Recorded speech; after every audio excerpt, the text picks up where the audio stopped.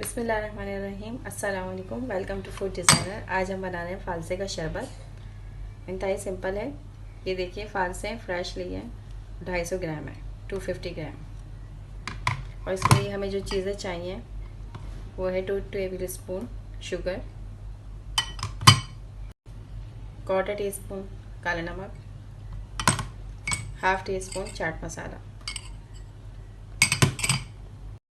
फालसे का शरबत बनाने के लिए सबसे पहले हमें चाहिए जग, और इसमें डालेंगे हम सबसे पहले फालसे।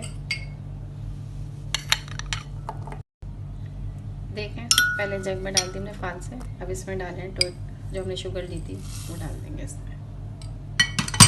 अब इसमें डाल देंगे काला नमक, उसके बाद डाल देंगे इसमें चाट मसाला।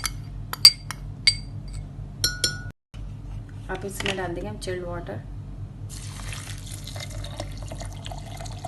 2 से 2.5 गिलास इसमें पानी डाल दीजिएगा, चिल्ड चाहिए। अब इसको हम ब्लेंड कर लेंगे। स्ट्रेनर की मदद से हमने इसको छान लिया था। जब ये बन गया था, देखें ये जूस तैयार हो गया। लेकिन मुझे थोड़ी सी शुगर कम लग रही थी, मैंने इसमें और ऐड की है।